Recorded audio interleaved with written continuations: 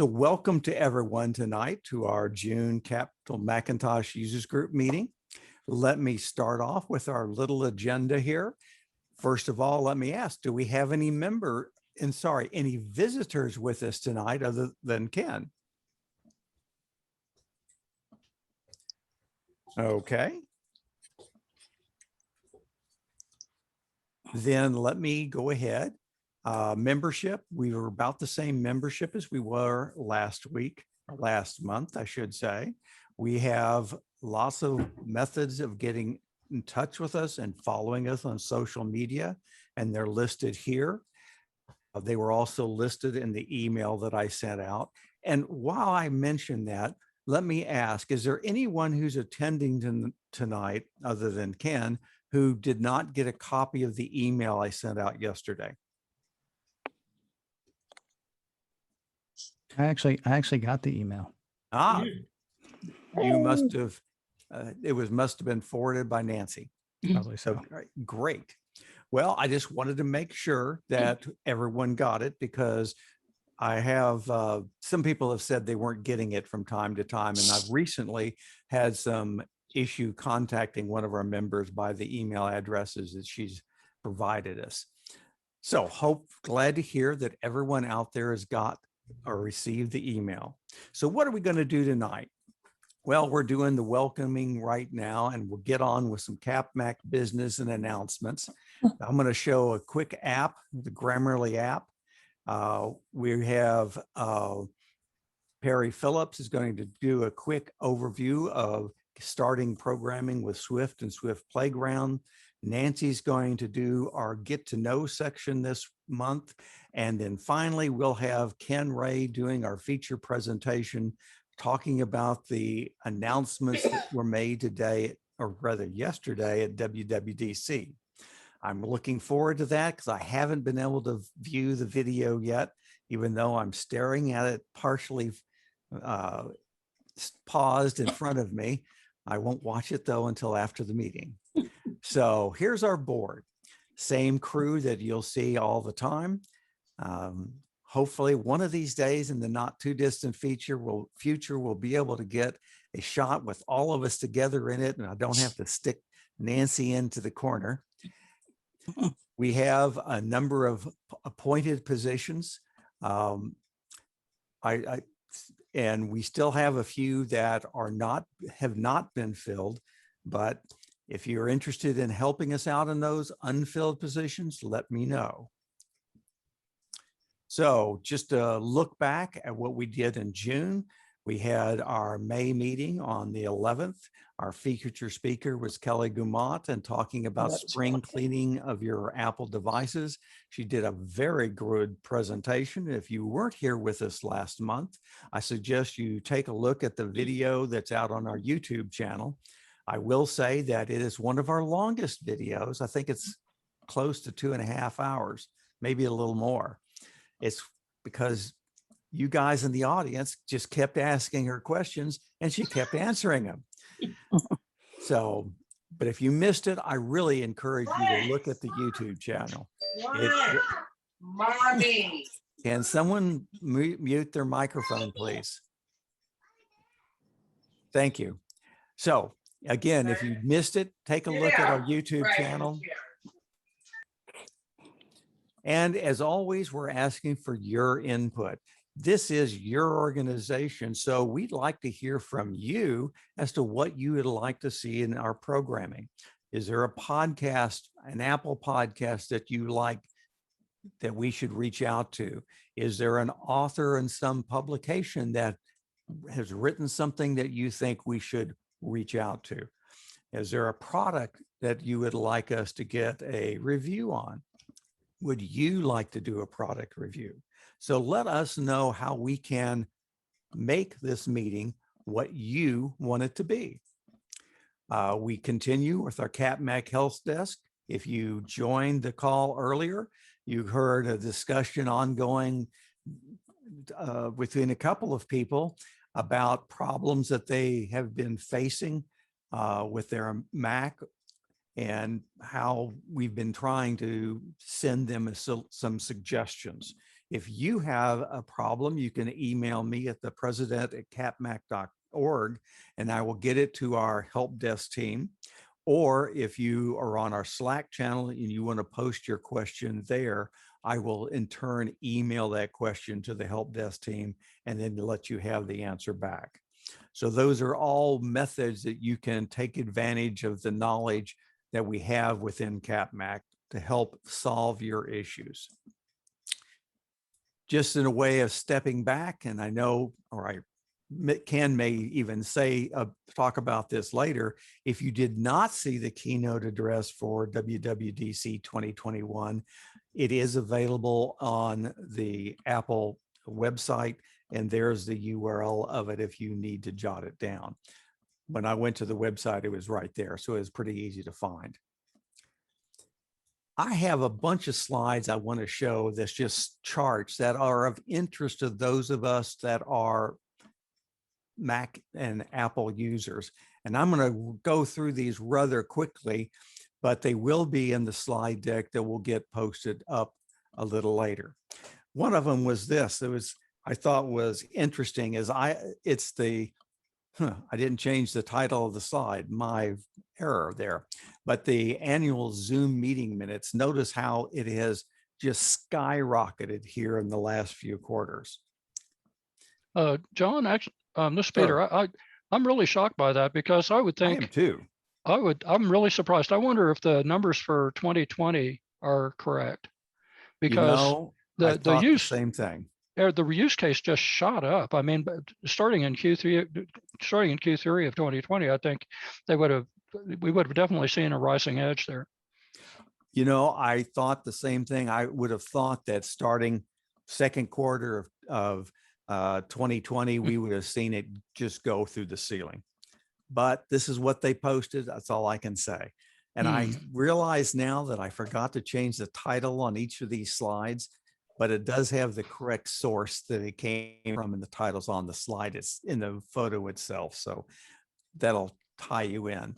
This I thought was interesting. It's what is the browser market? Who has the most share? And it's Chrome followed by Safari. Then everything else just trickles down into small numbers. But I thought it was interesting to see that Chrome had such a lead over everybody else. Now, here's a related question too. Does that, because Chrome has apparently become the de facto browser for the Windows crowd, it's renamed. I think it was renamed. I don't know what it's called, frankly. Edge Plus or whatever. But Microsoft threw its hands up and said we can't do a browser anymore. So basically, they're using a Chrome variant, I believe. That may be true. I'm not Yeah, I don't follow much in the Windows world, so I don't know. Edge is Microsoft's, and it's also a Chromium browser. And the thing is, it doesn't get steal as much information from you, and it's much cleaner. So I don't know why. I think maybe they were just too late to the party. Yeah, it uses the Chrome engine, but it does. It uses the same, but it's to me it's cleaner. I don't know. Yeah, I personally have Chrome installed on my Mac, but I only use it when I absolutely have to. But I did think that breakout of which browser had the market share was interesting. I thought this was interesting too, the total number of iPhone sales. I would have thought they would have been higher in the last few years, but then again, perhaps people are hanging on to their devices longer and not replacing them. I think someone has mentioned this in a prior one of our meetings, that sales of the iPhone was slightly declining. AirPods versus HomePod sales. We can see AirPods have just gone through the ceiling. I don't know how many of you use AirPods. I've got both the original and the Pros, and I use them every day. But this really is, I think, indicative again of those who are using Zoom or other meeting type software to be able to use as headsets during those meetings. iPad OS version in use. we're pretty current, it looks like, for the whole of the world. That's one thing. And I think we had a slide of a similar nature at the last meeting that was looking at Android, and Android's just all over the place because so many Android devices don't ever get updated. Total apps in the App Store. I don't think this surprises any of us too much because we all hear how many things are going on and being added to the App Store all the time. Music is an important thing that many of us take advantage of. I'm not a big music listener, but I know many are. This shows the streaming service market share. And I was somewhat surprised to see Apple's at what, 21%?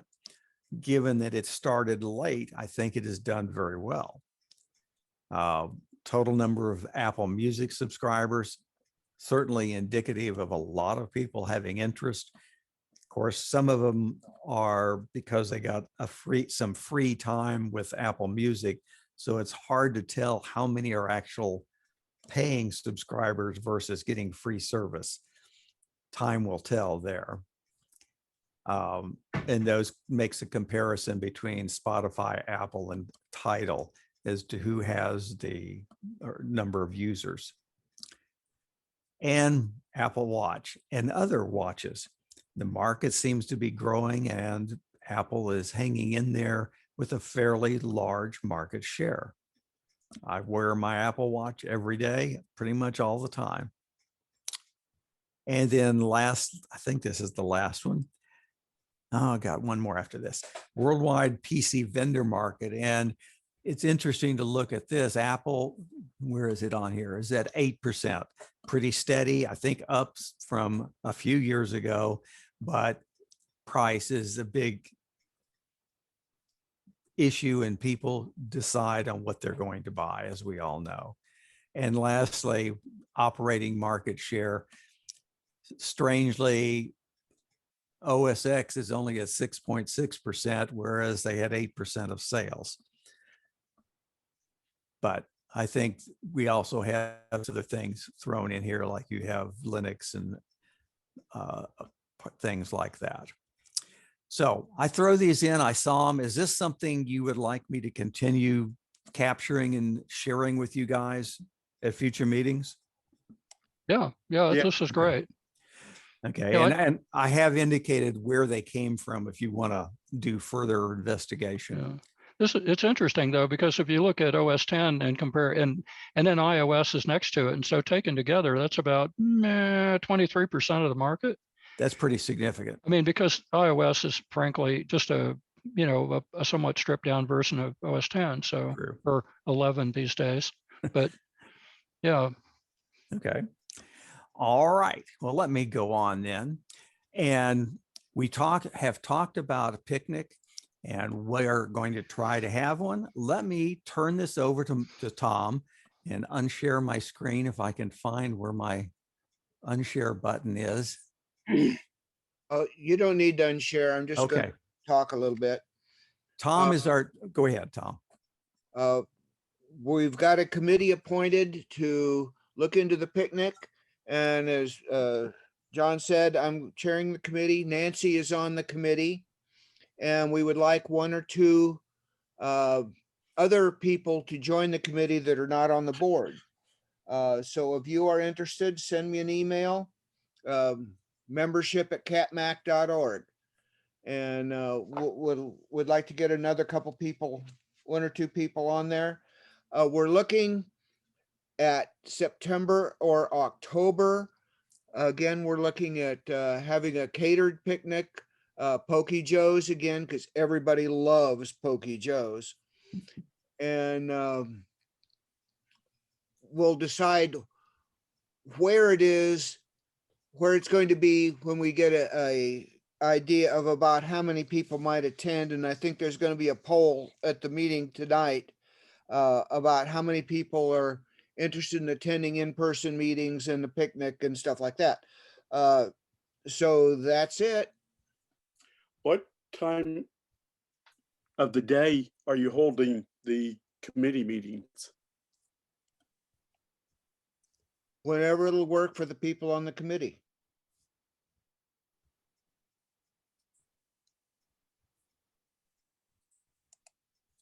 In all likelihood, it'll be another virtual meeting by Zoom. So it can be, as Tom said, made to accommodate those who are on the committee.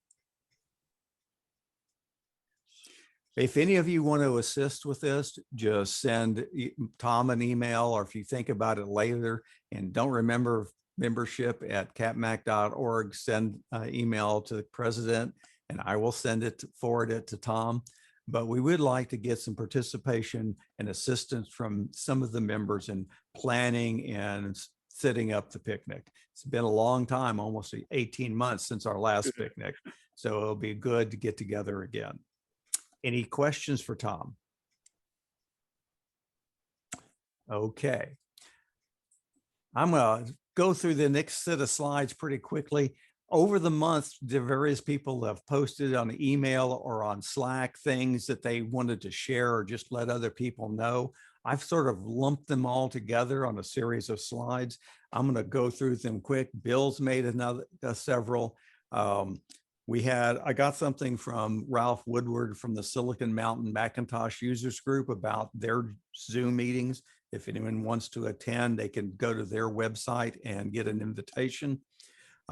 Christian Boyce, one of our regular members who's participated and contributed a lot, shared some probably sports apps for on his website. If you all might be interested. Jeff Poppy was really active this month, sharing many articles about Apple on Slack. I posted them here. And then we had another one from Anna, who, I'm sorry, I don't know what Anna, your last name is, because that's all it has in Slack. Nathan shared some things. Craig Jobbins, our friend from the London Mac Users Group, has shared a few items.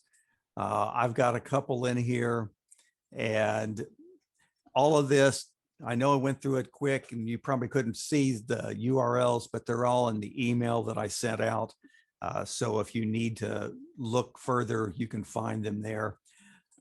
I had one other one there, and I saw this cartoon. I had to break it out as a separate slide, looking at Wi-Fi. Is how dangerous is public Wi-Fi? And I came across at almost the same time as I came across this cartoon, a old podcast from December of 2019 from the Tech Stuff channel on the dangers of public Wi-Fi. So I thought, hey, they came together at the same time. It's fortuitous that I post something about them. So there it is. Now, Nancy Gravely has been talking over the past couple of meetings about our HomeKit workshop. So Nancy, do you want to say a few words about that? And if you're talking, Nancy, you're on mute.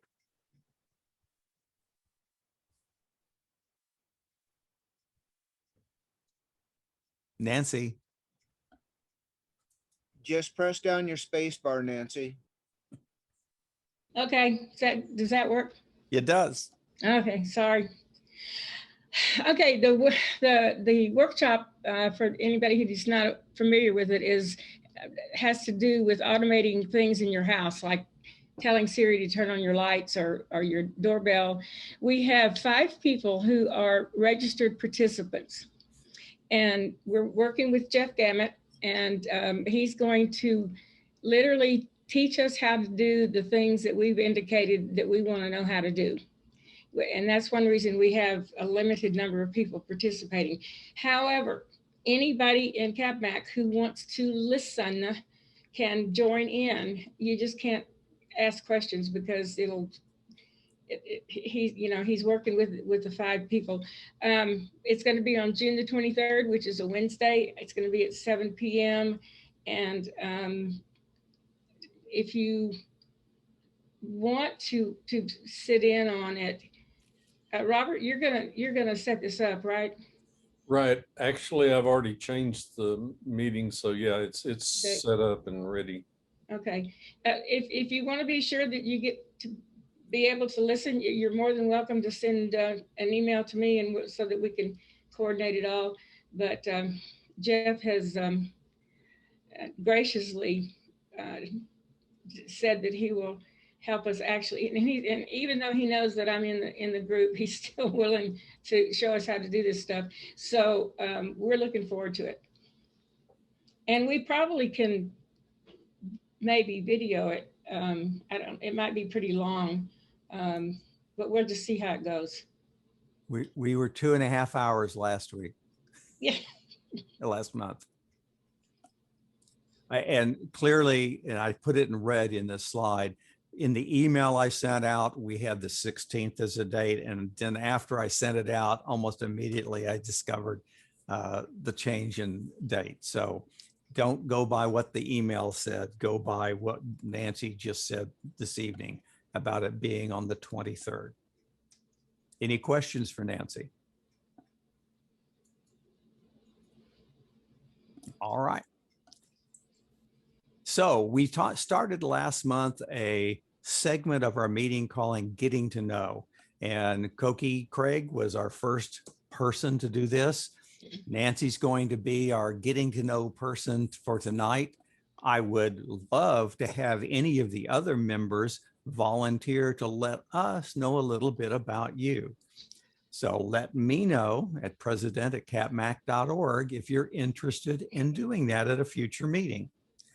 Nancy, do you need me to unshare my screen? I'm just going to talk. Okay. Fortunately, I'm not sharing pictures of my grandchildren, so y'all can all rest easy. I have 3 children. I have 4 grandchildren, and I have 3 great-grandchildren with another one on the way. I have lived in Georgia, in Texas, in Colorado, and in Idaho. I got my undergraduate degree from North Texas State University. Well, it was North Texas State University back then. And then when I was 55, I got my master's degree from St. Ed's in human services management. And that's because my primary career for 30 years was working with people with developmental disabilities. Although most of that time was spent in management, because I learned real fast, if you want to change the way things are done, you need to have enough authority to make it happen. My first computer was a Commodore 64. But after, and I did not have a computer when I went through graduate school. I had to do it the old-fashioned way. But shortly after I got my master's, my son did some work for somebody and instead of getting cash, he took a Mac in payment so that I could have a Mac. And so I've been using one since then, about 55 or 56.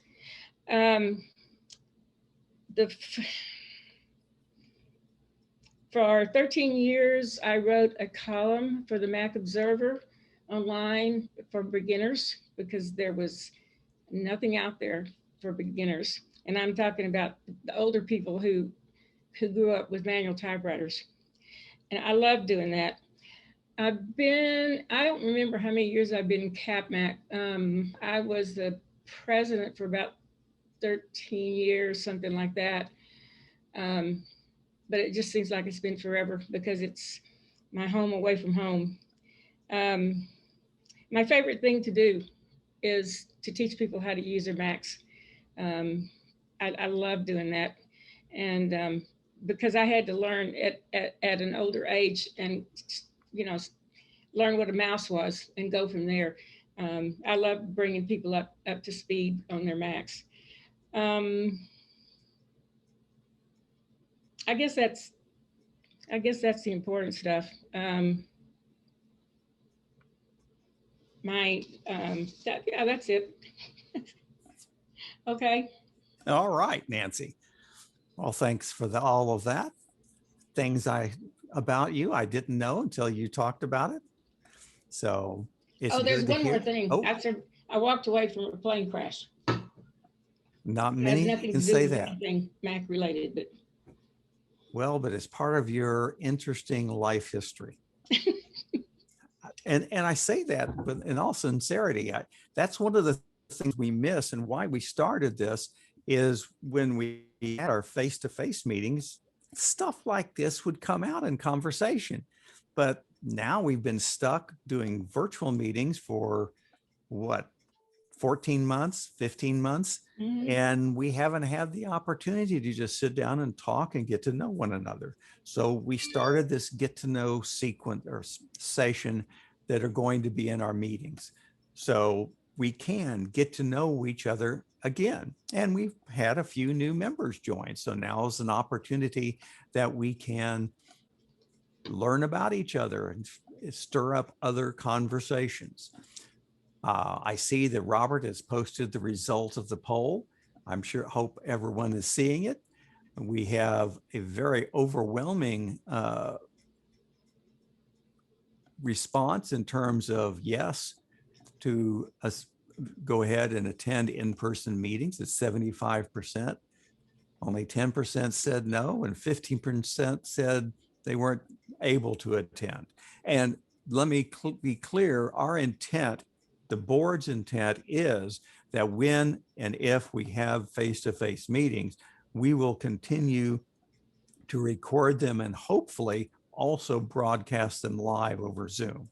Our only concern there is bandwidth for wherever we end up holding the physical meetings.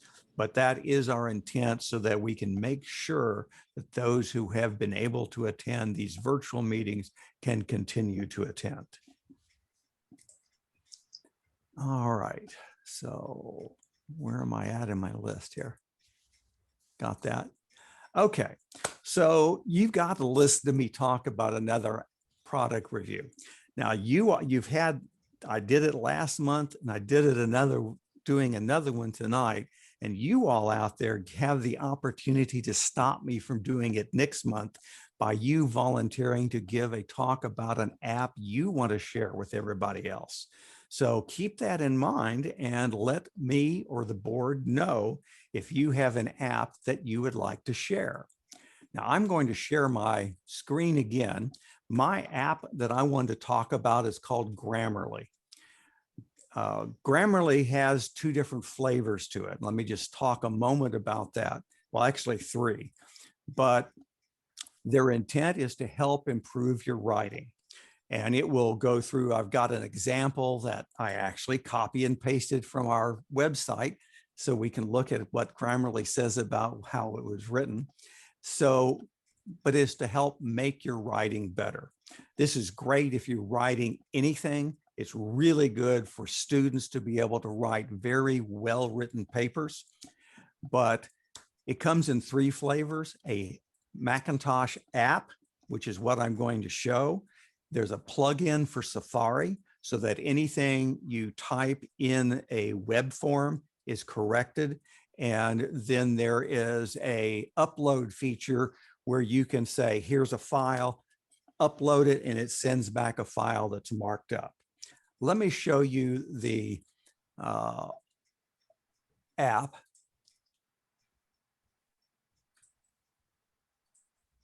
Okay, and you should be seeing my John, you're not sharing. Okay, let's try it again. I failed to hit the share button. Thank you. So here's the Grammarly app. Now, what you see is you have a space over here on the left side where you can paste in text or just write it. Often what I do is I write it somewhere else and then copy and paste it into this. Notice there's a whole bunch of suggestions here. They're trying to get me to buy the premium service. The premium service goes further in describing how to write something well. If you want to use the free service, it gives only more limited kinds of suggestions.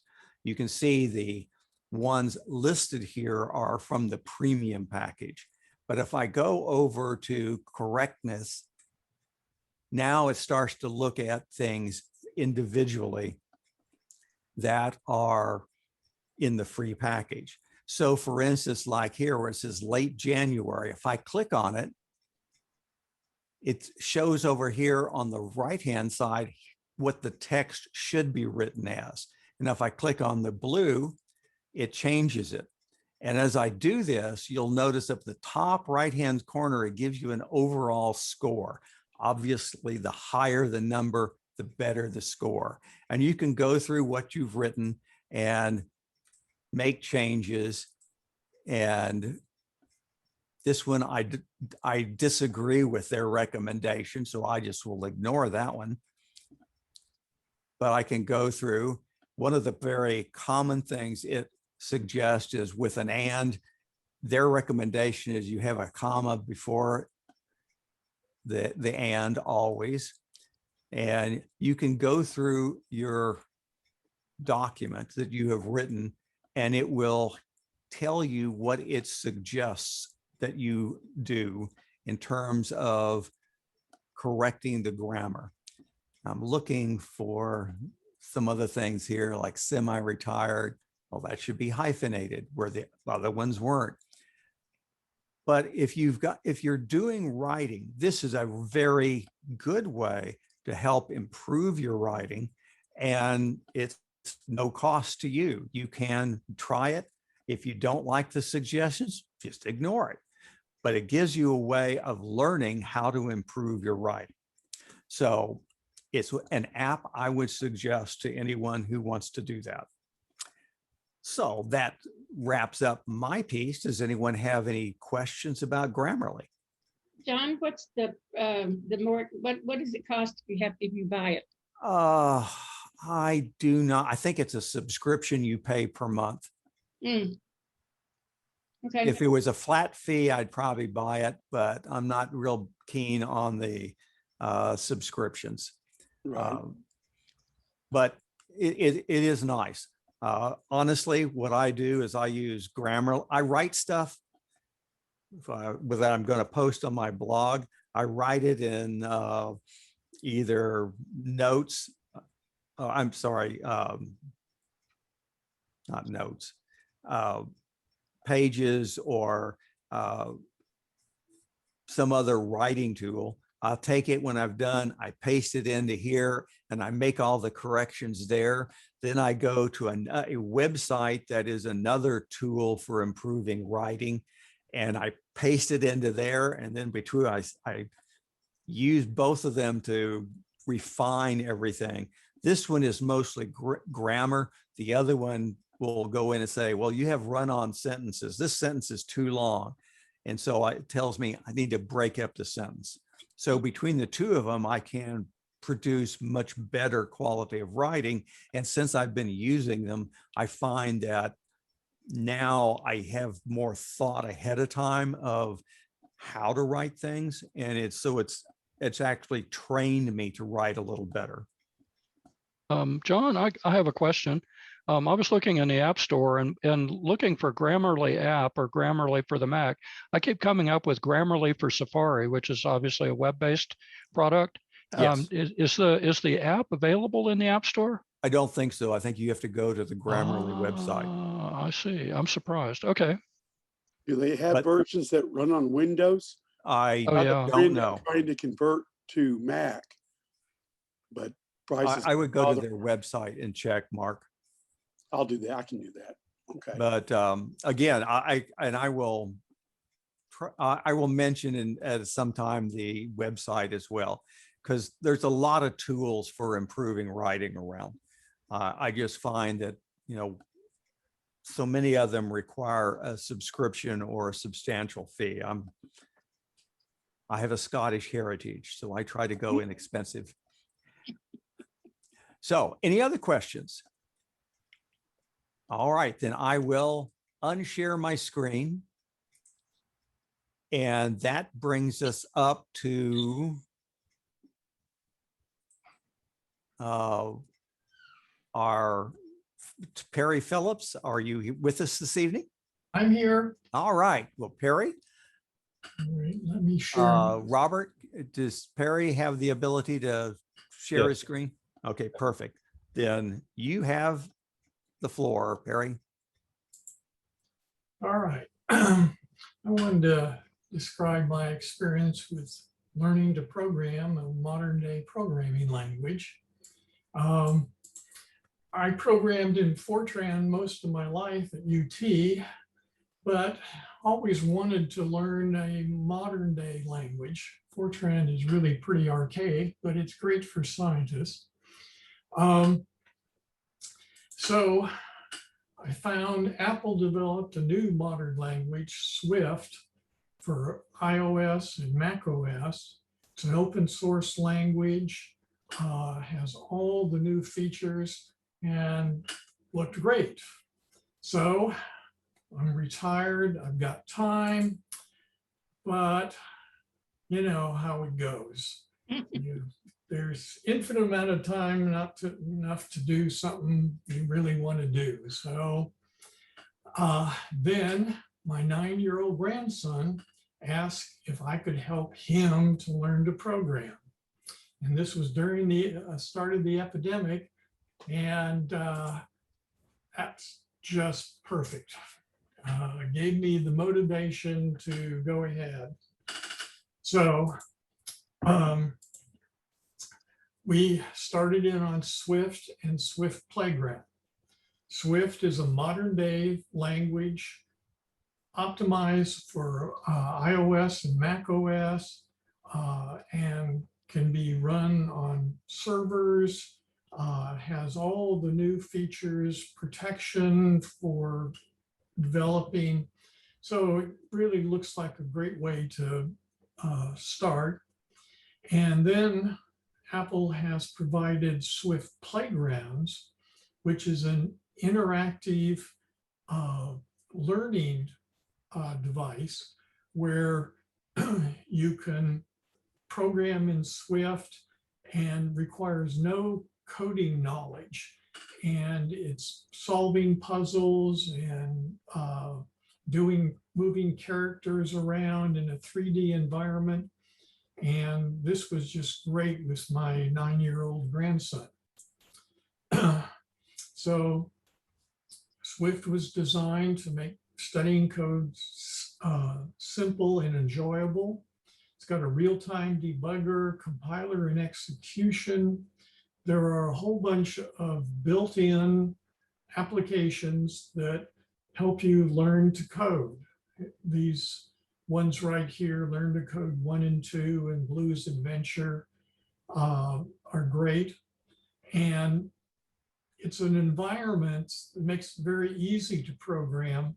So you can actually, and I just heard at the meeting yesterday that they've expanded it where you can use the playground to create Mac or iPad programs directly from it. So it's a great way to get started. It's got a very simple interface. Over here on the left are the files that you open up. They have instructions on what you should try and do with this task. And below is the code. And it's all interactive, so you can type in the code and it will check your syntax as you're typing it in. So you don't get bogged down at the very end with multiple errors. And then you have the output in this 3D environment. So it's a really great place to learn. And here's just a simple example of running the code, and you can modify this. Your whole task is to move these little characters around, collect gems, turn switches, raise things, all with a program. And so my grandson gets a big kick out of doing this, and it's very visual and really quite enjoyable. So Swift coding is fun. It's all free from Apple, and highly recommend it. I had thought, you know, my grandson would do this for a while and then would lose interest, but we've been going, and now he wants to go on and learn Xcode. So it's really been a success. So that's, Thank you. Well, thanks for sharing that. Anybody have any questions? Does Xcode basically use the same programming framework that Swift does, if you will? I mean, in other words, are your code, in other words, you have, I assume, I'm an old C guy, so I think about things like function calls and things like that. And I don't, I frankly I haven't dived into the newer languages, like for example, Xcode. I wouldn't have a clue. I assume they still use some version of C. Xcode is the environment for doing programming. You can do C, C++, and Swift. So it's just the framework for doing programming. Just a development environment. Yeah. Mhm. Yeah. Something new to learn. All right. Any other questions? Is what you're talking about how great this is, Perry, with your grandson. How would this work if we had a SIG for people who wanted to learn coding and over a period of time, they might just work on it while they were at the SIG, but how is this equally appropriate for adults? Oh, yes. I mean, I had to do every lesson before him so I wouldn't look dumb.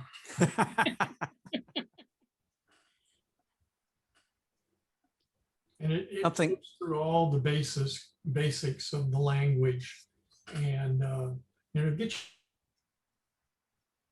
How do you find it? App Store. Very good, thank you. But you're right, Nancy, this might be something to do with a SIG moving forward, something to talk about the next board meeting. I don't know how many people who don't know how to write code are interested in doing it, but it would be worth talking about. Sir, I think so. All right. Well, thank you, Perry. Well, all of us other people have talked. Now it's up for the main event. So Nancy, do you want to introduce our primary feature speaker tonight? Sure. Ken and I actually met once in the dark past of Macworld. And it's been, what, has it been 20 years, Ken? It's been a long time since we had a Macworld. But we got to sit around. My son was there, and I mostly just listened because they were talking about stuff that was a bit over my head. But Ken has stayed active in the Macworld, and he does a podcast. Is very popular. It's a very popular podcast. And he can give you some more information about that. But when I asked if he could speak with us, he was delighted to help us. And because this comes right after WWDC, he's going to tell us about all the cool stuff. So with no further ado, I'll turn this over to Ken. We're glad to have you, Ken.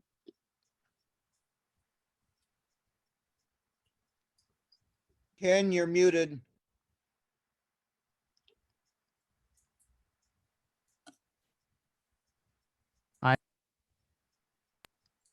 All right. How about now? Yep. I'm so embarrassed. I muted my mic and apparently it muted that too, because I was ready to jump in. So thank goodness I didn't try. First of all, Nancy, thank you very much for asking me. I've been making notes while you guys were talking, and I want to just really quickly a few things. Swift Playground is so much fun. Now, just like Peter said, the problem is I've got other stuff I want to do. And so I've done it twice now, and you can get it either in the Mac App Store or for the iPad, and it's free. And I'll spend 4 to 6 hours doing that and think, I'm going to do this from now on. And then I go make art, or I start another podcast, or I do something else. And so I have to start over. But anybody who's interested, it's really accessible and really a lot of fun. I'm a little insulted because in the Grammarly demonstration, some of those creations were from my bio. It's okay. Well, that's fine. No. I have to admit, I was desperate. I suddenly realized at 5 minutes to this meeting, I wanted to demonstrate Grammarly, and I hadn't prepared some text with stuff in it that I knew would be flagged. So I just went and grabbed stuff off our website. Glad to be there for you. Yes, you should see my daily script. I feel certain that it would be all read. The other thing too, really quickly, and this ties into what Nancy was saying a minute ago. Nancy and I met, first of all, because we were hanging out with her son, but also because we were both hanging out with a bunch of Star Trek people. Mm-hmm. That's a story you should tell sometime, I think, by the way. If you do another get to know you should do that. But I've told a few people about that because it was a turning point for me in a lot of ways. But yeah, I'll be happy to share that. I will also say I'm a huge Star Trek fan and a huge science fiction fan, and that's probably where a lot of this talk, which I know is kind of crazy, is going to end up. Nancy was kind enough to ask me 3 weeks ago to talk to you guys, or to talk with you guys. And the sensible thing to do would have been to pick a topic that I already knew, but instead I decided to, pick a topic that we wouldn't be able to talk about. I wouldn't know anything about it until about 30 hours before we started. So it's kind of some of the stuff that they announced and just kind of some of my thinking around it as well, if you'll join me. One thing I was thinking about after yesterday's keynote was how much it reminded me of sort of iPhone presentations in the past. Like, they would do like a revolutionary iPhone and then they'd do a refining iPhone. So iPhone 4 came out with lots of changes. iPhone 4S kind of refined. iPhone 5 came out with a lot of changes. iPhone 5S kind of refined. And the WWDC 2021 keynote kind of felt like that to me. There was, we've done, we've changed maps a lot in the past couple of years. We're refining our changes to maps. We've talked a lot about privacy and security. We're refining our approach to privacy and security. And that's kind of what this year felt like to me as far as that. The other thing that I found myself thinking about afterwards is how much of it just went over my head and how much of it went over, I think, a lot of people's heads, but that's okay, because what it reminded me of was like being in a business meeting, or, if you get a memo and you try to pay attention for the whole meeting, or you want to read the whole memo, but it's long and it's boring. And after a while you're listening for your department, or you're skimming it for your name, to know whether you're in trouble or there's something you have to do. So I know a lot of people walked away from the thing feeling flat, and I think that's okay, as long as the developers who were listening for their names heard their names, because the stuff that they do is going to end up being the stuff that's going to make it all, kind of different for all of us. Before we dive in really quickly, have a lot of people here already seen the event? Have you already? Okay. There's 3 hands, 4 Yes. hands. Okay. So a few people have already seen it. Yeah, I saw it. Okay. What I'm going to do is I'm going to try to dive as quickly as I can through a bunch of the stuff that I found interesting. I'm going to skip a lot of things, but that's because we're going to come back to them later. And since it's a Mac user group, we'll start with the Mac, which Apple did not. Universal control was an interesting thing that to me, it was interesting because I don't tend to work from one device to another. If I'm doing something on my iPad, I'm doing it on my iPad. If I'm doing something on my Mac, I'm doing something on my Mac. I do have one app on my phone that I use for some graphic stuff, and then I'll just, either airdrop it or email it to myself or share it via messages. Universal control is interesting because if you're working on your Mac, but you've got files that you work on your iPad, if you actually get your iPad near enough to your Mac and they're both running the next versions of the operating system, you can reach onto your iPad using your Mac. So the trackpad, you can just, pointer on over and then grab the file that you want from your iPad and bring it back. And that to me is a neat trick. I personally don't have that much use for it, but Jeff Gamet, who we talked about earlier, is saying that that's going to save him about 30 minutes a day in the way that he does this stuff, because he does half of his video production on his iPad and then the other part of it on his Mac. And the part that's killing him is the waiting for it to go from his iPad up to the cloud, back down to his Mac, and he can continue. Stuff like that's kind of fascinating to me. And then there's also the fact that you can actually daisy chain devices. So the demo that they did, they had an iMac over here, they had an iPad on the other side, then they had a MacBook Pro in the middle controlling everything, which is just a crazy bit of ecosystem building, which we'll talk more about in a bit. There's the ability to AirPlay stuff to your Mac. Again, I've got an Apple TV. Actually, I've got 2 Apple TVs, each tied to television, so I can AirPlay to them. But for things like in a meeting setting or something like that, or if you're over at a friend's house and that's what they have, it honestly hadn't occurred to me that you couldn't AirPlay to a Mac, but you can send music, you can send video, or you can share your iPhone screen or your iPad screen to a Mac if that's the best way to go. There was a move that kind of saddened some people, but excited some other people. The whole shortcuts thing, moving to the Mac. Again, it was one of those things that didn't occur to me that they weren't there. Apple has said they're going to continue to support Automator, although they also said that moving shortcuts to the Mac was the beginning of a years-long transition or a multi-year transition. So it sounds like they're going to support Automator until they don't. And then Safari, it was interesting actually with you guys talking about the market share for Safari. Lots of changes coming to Safari.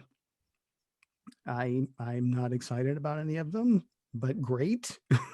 I don't know why they're changing what they are changing. I mean, it looks more elegant, and it also does provide a bit more control. There are things like tabs are getting a new look, so they sort of disappear into the thing that you're viewing. I kind of want a tab to be visible so I can know how to jump from one thing to another, but it does look pretty. They're doing tab groups, which is something that I actually started using, not tab groups, obviously, because that's a new feature, but sort of, I still use the internet the way I started using the internet in '96, which is I open tabs and then I leave the tab there, and I might save something as a favorite, but we'll go along. It looks better that they're going to be hiding some of the tools. Personally, I like to have the tools where I want them, but they're sort of, again, it seems to all be about streamlining. The really great thing that they are doing is they're doing the Safari extensions are going to be moving off the Mac and onto the iPad and iPhone as well. So you'll be doing more of the using the internet the way you do across everything. Really quickly, as far as the computers that will support that, iMac late 2015 or later, iMac Pro 2017 and later, MacBook Air early 2015 and later, MacBook Pro early 2015 and later, Mac Pro, both of them, the Mac Mini late 2014 and later, and MacBook early 2016 and later. So sadly, my 2013 MacBook Air has finally reached the end of its upgrade cycle. But 8 years, not bad. As far as iOS, that is really where Apple spent most of its time. Spatial audio, which I know they also released in Apple Music yesterday. Spatial audio is coming to FaceTime. In a situation like this, that might be kind of interesting because look at everybody. You're all over the place.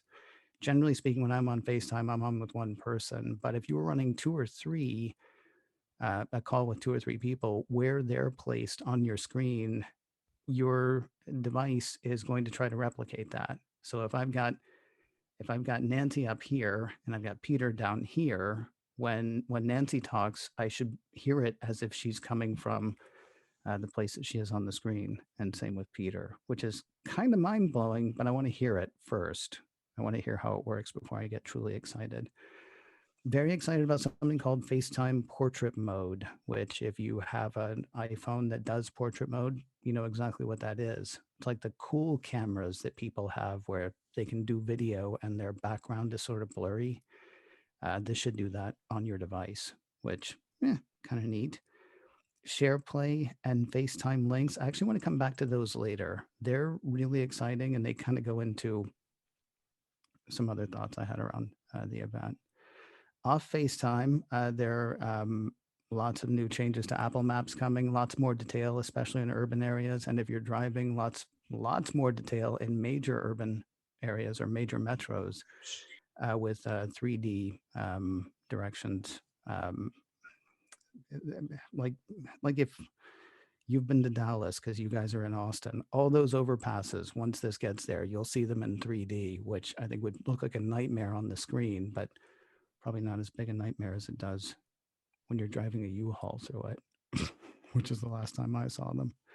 Apple Wallet is going to start handling some state-issued IDs in the US later this year.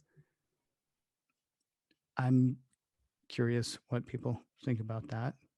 I don't know how I feel about it, honestly, but for the convenience and for people who want to not carry a wallet, who want to have everything in one place, it's a thing they're doing. Weather is getting flashier and it's getting a lot more information added. Apple Notes is actually getting boosts across every device. It's another one of those things that I wish I used it. I joked on macOS Ken yesterday that a lot of times the WWDC keynote actually makes me feel like an inadequate person, because they show things like, oh yeah, so I went rock climbing a month ago and my phone put together this, video of me rock climbing. I don't go rock climbing. And they're like, oh, and then setting up a meal for 10 people. I don't know 10 people that I'm going to be setting up a meal or a meeting or anything like that. So they have tags in Notes, which is something that they've had on the Mac for a while. I try to use them. I try to be good. It's like we said about the Swift Playground thing. I forget to pretty soon after I start. I do like the mentions in Notes, though, as far as shared notes are concerned. So if you and I are sharing a note and there's an action that you need to take, or a third person is sharing the note with us, there's an action they need to take. It's almost like a mention on Twitter. If you mention their name and the note, they'll get a notification saying, hey, there's something going on here you should check out. I talked a minute ago about the science fiction stuff. The most science fiction thing I think they talked about is live text. And I know Google has had stuff like this for a while, but live text was mind-blowing to me.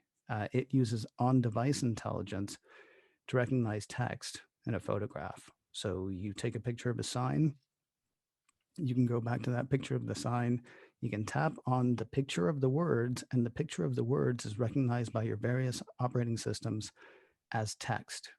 And you can take that and copy it into something else. If the thing that's on there is a date, you should be able to tap that and have it turn into an event or something you can put on your calendar. If it is a phone number, you can tap that phone number and call it. And that's mind-blowing to me. And just as mind-blowing is something called visual lookup, which basically lets you point your camera at something. And if it's a recognizable thing like the Washington Monument, it'll say, here's stuff about the Washington Monument. And if it's a bird, it should be able to identify that bird and tell you about that bird, which is, again, kind of crazy. As far as which iPhones are going to support it, all of them back to, I know, iPhone 6S. It might be iPhone 6. I believe it's iPhone 6S. And I apologize. I meant to check that beforehand. But basically all of them back to at least the iPhone 6S. So several years back. Older than that, you're actually not on iOS 14 right now, I believe, because I want to say something I heard said anything that supports iOS 14 will support iOS 15 as well, at least as it stands right now. I know for watchOS, they are saying that that'll go back to Series 3. I know a lot of people in watchOS 7 have had problems with Series 3, so I'm sort of surprised to hear that. I do know a few years ago there was something that Apple introduced and they said, oh yeah, it's going to work all the way back to this. And then when they released it, it was like, yeah, except for that one. So as it stands right now, it's everything back to the iPhone 6S. And same sort of thing with watchOS. A few things on iPad OS. First of all, you guys were talking about the Swift Playground being able to publish from the iPad. I got to speak yesterday to a developer friend of mine, August Trometer, who found that to be really exciting. And it's not so much, he doesn't expect that you're going to do the most powerful apps you can possibly do from that. Although maybe with the M1 iPad Pro that came out recently, you could. Mostly what he's excited about is it's taking down another barrier of entry for people. Widgets, if you've played around with them on the iPhone, they're finally coming to the iPad home screen. Thought it was kind of strange that they weren't there last year, but cool that they will be. Again, with the Apple Notes, there's a really cool thing that it's going to do for the iPad. They're basically going to be ever present. So you'll always be able to pull up, no matter what screen you're on, bring up a quick note, it's called, and make a note about the thing that you're looking at. So you can copy text from the web page and paste it into the note, or you can, grab your Apple Pencil and just jot down a note, which is, I think, actually a really great feature, because of course that'll mirror to every place else that you have notes, which of course is everything that you've got now from Apple. Swift Playgrounds we talked about. Translate is another one of those things that blows my mind. And I know it's not completely new, although it is apparently making its way to the iPad for the first time. Detects when somebody is speaking and in what language they're speaking, so you can talk to them naturally without having to tap a microphone button.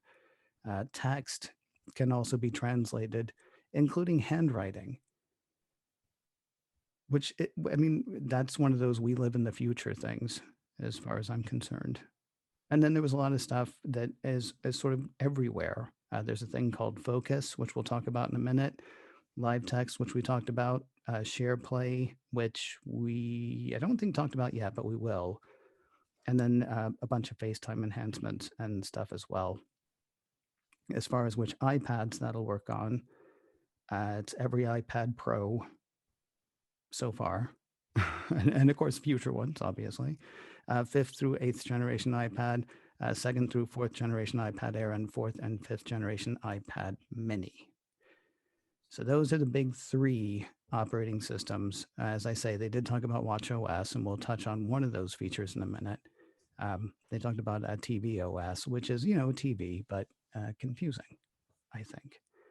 I want to ask really quickly, because I know a few people raised their hands and said that they have watched it. Is there a particular announcement? Well, maybe I shouldn't do that, because I know we're going to hit some more. Is there a particular announcement that you heard that excited you that we haven't touched on yet? Okay, well then I'll go right ahead.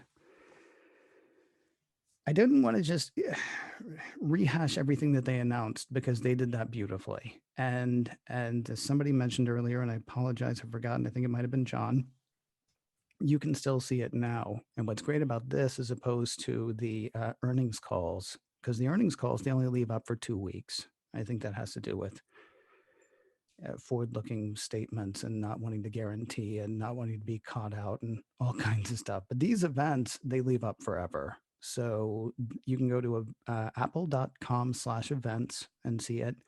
You can download a video version of the podcast from Apple Podcasts. You can download an audio version, or you can go to YouTube, where it will live forever. YouTube is also a great place to see other events that I think Apple doesn't necessarily post, but other people have. Yeah. If you have an Apple TV, or if you have the Apple TV app on a Roku device, either a television or a Roku box, I was just watching. I watched the first 20 minutes or so earlier today, and it's posted right up there, and it's the keynoter is up right now anyway. It's really it's kind of amazing how. I'm curious about their willingness to put the Apple TV app on everything. I mean, I love it.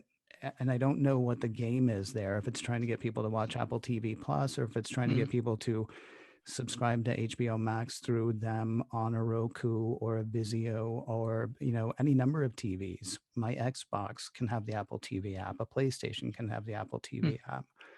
It is kind of neat, though, that all of that stuff is available everywhere. If you've got, it seems like just about any streaming device at this point, you've got access to the Apple TV app. It's on Android TV now, which is also kind of funny. So when I was talking to a few friends about the keynote, August Trometer, who I mentioned earlier, the thing that he was most excited about was, it was kind of funny, actually. It's a hardware thing / machine learning thing.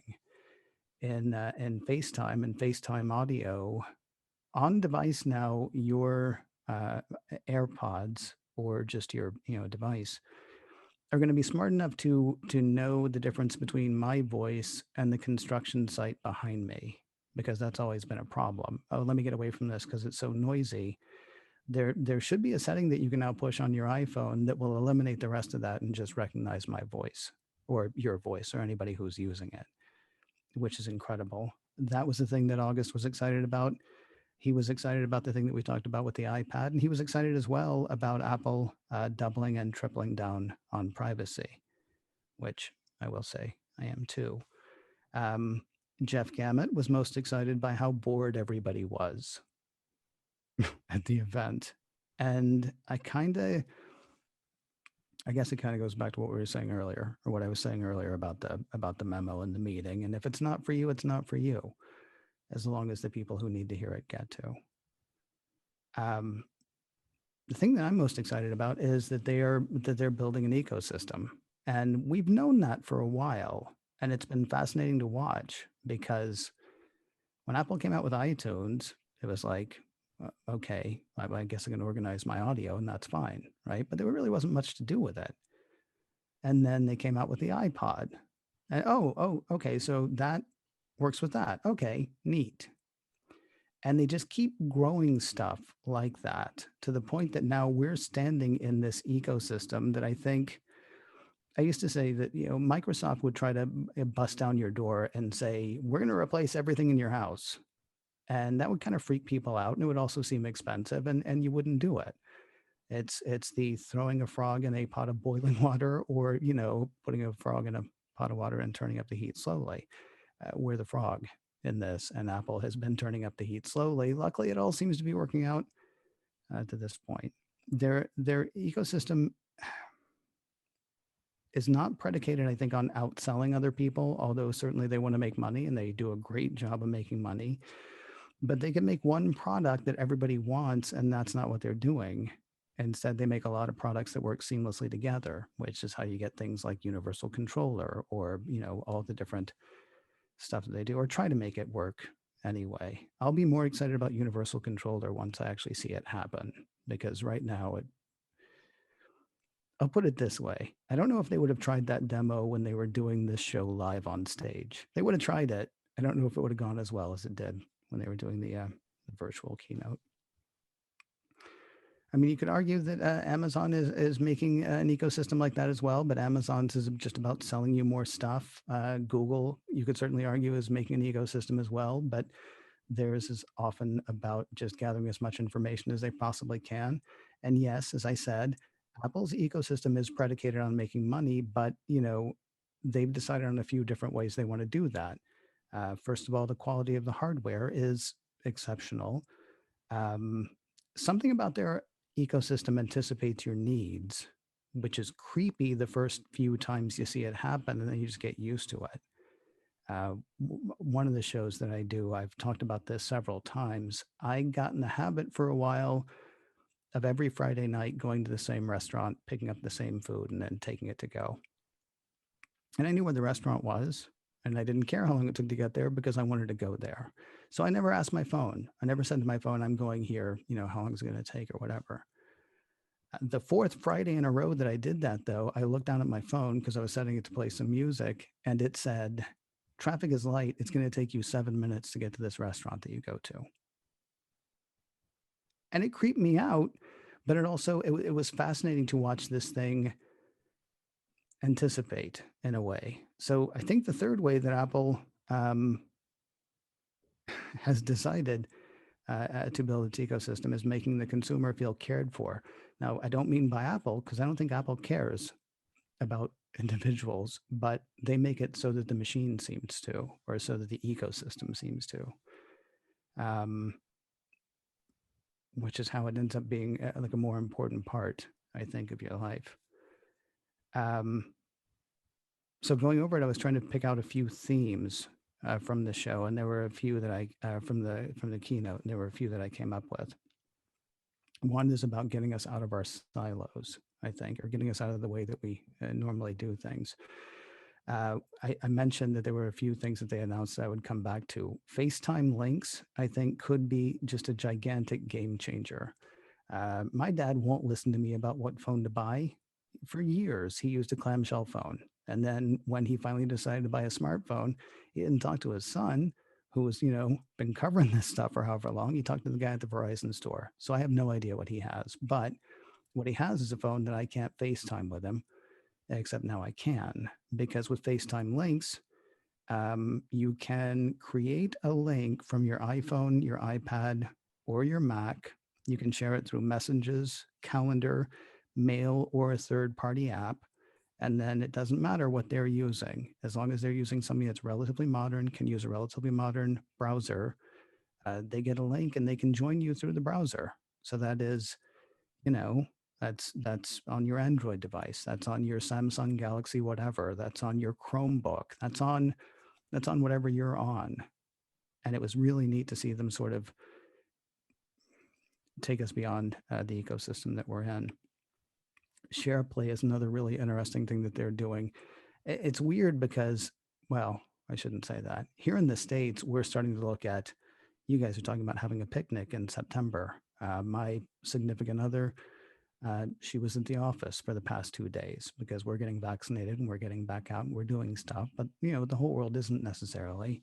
I don't think that SharePlay was predicated on where we are as far as the pandemic was concerned, but it's still this really neat thing you can do. It's the kind of thing I would have loved when I was a kid, where on FaceTime, you can share an experience.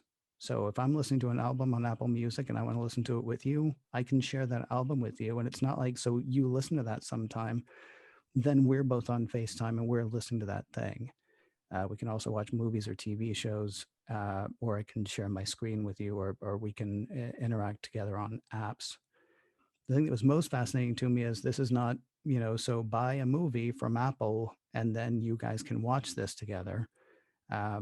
Disney Plus, Hulu, HBO Max, the NBA, TikTok, Paramount Plus, Twitch, Masterclass. Masterclass is especially interesting to me because you can take a class with a friend at the same time, learning the same stuff at the same time, which is really neat. And it's neat to see them get, all of these people on board. It goes from, this would be a great thing if, anybody would sign up for it, to, watch that Cruella movie with your grandkids, even though they're in one state and you're in another, and you can watch it at the same time. I like the fact that they're actually kind of trying to get us away from our distractions. I have a Kindle that I do my reading on because my iPad is just too tempting. If I'm on my iPad reading a book, I think I've been able to read 2 whole books on my iPad because notifications pop up, or I'm just this close to YouTube or this close to Netflix. So they're doing some stuff to try to keep us from being distracted. Notifications got a redesign. There's a new thing called Notification Summary, which basically is delivered to you on your schedule. And I likened it to a Reader's Digest version of what happened for you that day. So instead of all the notifications that come up throughout the day, you can say, 5 o'clock tonight, tell me what I missed. And it'll put those in a pile. It'll prioritize them. That is not true for people who are messaging you. People who are messaging you are not going to end up in the summary. They're going to, be delivered to you, as long as it's not going to interrupt your focus, which is another feature that they came up with. Basically, customers can set their device to help them to focus on doing what they're doing. So you can either set up a focus session where you say, I'm coding, or I'm writing, or whatever. And your phone will start to learn, okay, so who's important enough or what's important enough to interrupt them from that. The machine learning thing is kind of incredible to me because it's very much not a sending it back to a server, asking for questions or asking for input. It's figuring out what it is that I do, what I normally just, swipe away from because I'm in the middle of something else. As long as I'm telling it I'm up to this thing, it will start behaving accordingly. So it's not a do not disturb. It's like a do not disturb unless. It's like a conditional do not disturb thing. And then also getting us out of our heads is kind of fascinating to me. I mentioned that watchOS came out. Not a lot announced for that, but really the day was devoted to iOS. But there were 2 things that I was really excited about with watchOS. They've changed the Breathe app, so it's got like a nicer animation. And they've also added something else in the mindfulness category called reflection. So basically, if you haven't used the Breathe app, it's what it sounds like. They want you to just calm down for 1 minute, to breathe slowly, take a deep breath, sort of center and focus. And I hate the Breathe app. I hate it because when I try to do the Breathe app, all I can hear is my breathing. And though I've been breathing for 50 something years now, I'm pretty convinced as soon as I put on the breathe app that I'm doing it wrong. And all I can hear is like, I'm now getting nervous about breathing instead of getting, relaxed like they want you to. The reflection thing though is great because all it does is say, think about something that makes you happy, or thinking about something that calms you. And I've gotten a tiny bit into the mindfulness thing lately, and I heard that yesterday and I thought, oh, that's nice. I like that because, things get tense and you want to think about your pet, think about your loved one, think about your child or your grandchild, whichever. I mean, just, find a place to relax, I guess. There was one other thing that really interested me as well. And this was tied to something that happened years ago for me, actually. They've introduced this new sharing thing in health. And I think about it because I had a relative back in the day. He passed away a few years ago now, but he was fairly frequently in the hospital. And he also drank. And he was telling people that he wasn't drinking, but he was, and we didn't know. What happened to him when he was in the hospital was he was there frequently enough. He came into the hospital one time, went in, he was there for a few days, and got worse, got significantly worse. And nobody could figure out why he was getting significantly worse, because he was being medicated, he was being looked after, everything that was supposed to happen was happening, except his doctor had changed his medication a couple of weeks before he went into the hospital. But he'd only been in the hospital about a month before that. And so the hospital didn't even bother looking at the information that was sent with him. The hospital just pulled his old file and gave him the medication they had given him when he was there a month ago, which was interacting horribly with the medication that he was currently on. Plus, he suddenly wasn't on that medication anymore. And the sharing that they're doing in iOS should help that, should change that. Because now all of your records, and I know I look askance at the whole ID thing, as far as the state IDs are concerned. I love the idea that from now on, or, in 5 years or however long it takes to really catch on, from now on, when I go to the doctor, I hand them my phone or they scan a barcode or something that I have. And we know, because I've been to every doctor's appointment and my phone is with me everywhere I go, that the information they have there is the most recent information. It is the most up-to-date information. And it just needs to become a habit that we do that. Because listen, I certainly blame that hospital for not looking at his papers, but I don't blame the person who didn't look at the papers, because the stack of papers was this high. Plus, he was just there 3 weeks ago. What could have changed? Which is fine most of the times when it doesn't, and potentially horrible the times it does. Now, I mentioned the fact that he was drinking as well, and I don't do that to out him. I'm not telling you his name or anything like that. Plus, he's no longer with us. There are so many sensors and so many features in the iPhone. And it was amazing to me when I was watching this yesterday, because they were talking about the possibility, I believe it was, of somebody who had maybe had a stroke, or somebody who had there was something that was changing in their mobility. And I assumed that what they were talking about was the watch. And what they're actually talking about is the sensors on the phone. Your phone has so many sensors and so many different ways to gather information that your phone can know whether you're doing well or doing, has your gait changed in some way? Are you walking more slowly than you used to, in ways that might be imperceptible to me as the guy walking around all the time, might even be imperceptible to people, with whom I normally interact, but it's recording so much information that it knows. And it can alert me, which, if I've been drinking and didn't want anybody to know, I just wouldn't tell anybody. But if I'm sharing my information with other relatives, other friends, my significant other, they can also keep an eye on it too. Now, it's up to me whether that gets shared with anybody. I don't have to share it with my doctor. I don't have to share it with any family members. But if I do, we can all keep an eye on what's happening with me, or we would have all been able to keep an eye on what was happening with him. And that kind of thing is just incredible to me. And they just keep kind of growing that stuff under our noses, right? I bought an iPhone because I wanted to be able to surf the web, just like surfing the web. And the next year I bought the better iPhone, and then I'm on like the every other year cycle. But they keep changing it and growing it and making it a thing that, if you want it to, can actually be incredibly beneficial. And if you don't, turn those features off, ignore those features. It doesn't matter. It's just amazing to watch that. Now, there was one other thing that I personally got very excited about, and it's totally in the realm of conjecture. I had hoped that we were going to hear something about augmented reality, virtual reality, and mixed reality at the event.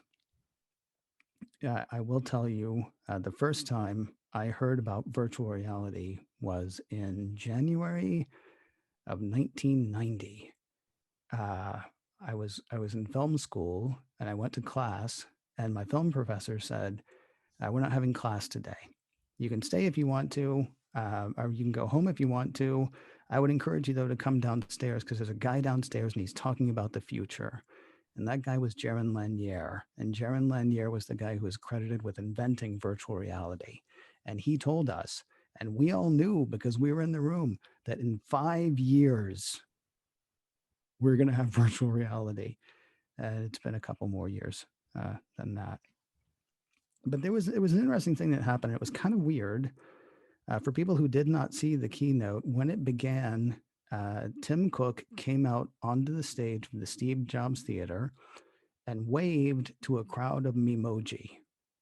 And if you don't know what Memoji are, they're those little animated people, little animated avatars that you can make of yourself, and you can make stickers out of them, and you can send videos of them, and you can talk in FaceTime with them. And they're these cute little cartoon things. There's a guy named Michael Stieber who writes for 9 to 5 Mac. If you don't know him, he's worth following if you're interested in Apple retail. He talks about other stuff too, but he's pretty much 9 to 5 Mac's retail guy. And since the unfortunate passing of Gary Allen at IFO Apple Store a few years ago, Stieber's the guy that I pay attention to as far as what's going on with Apple stores.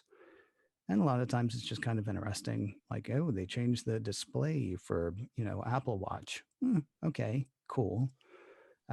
He had some really interesting stuff about the Express stores when they were happening too. But he had a couple of fantastic observations on Twitter yesterday.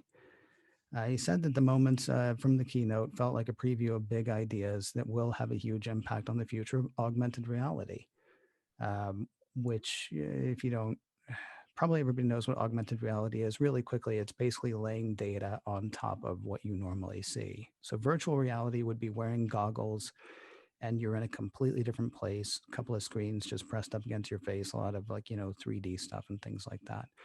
Augmented reality would be wearing basically a pair of glasses where you have some information projected onto what you see. Mixed reality is the way that a lot of people think Apple will start. It'll be a combination of what it sounds like, augmented reality and virtual reality. But Stieber was saying that the emphasis that Apple keeps placing on Memoji is the thing that really gets his attention, because they just look goofy little cartoons. I mean, it's like, oh, cute, I can be a little cartoon, and that's fine. But Apple keeps adding to it. They not announced from the stage yesterday, but they have made 40 different outfits that you can now wear with your Memoji. You can change the color schemes so that they reflect either your school or university or your favorite sports team. They're adding more and more accessibility, not accessibility features for Memoji, because that would be built into the iOS, but acknowledgments of accessibility issues for the Memoji. So if you have a cochlear implant or a cochlear implant, that can be reflected in your Memoji. Heterochromia, I believe is what it's called, where you have one different color, like your left eye is a different color than your right eye. That is something they're bringing into Memoji.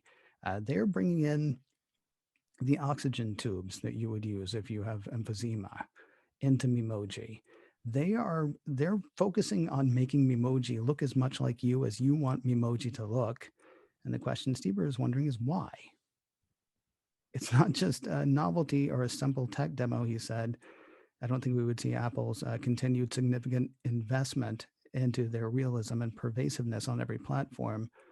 It's truly your personal digital avatar for the next wave of services and interfaces, which again gets my science fiction brain just all kinds of excited about what we might see going forward.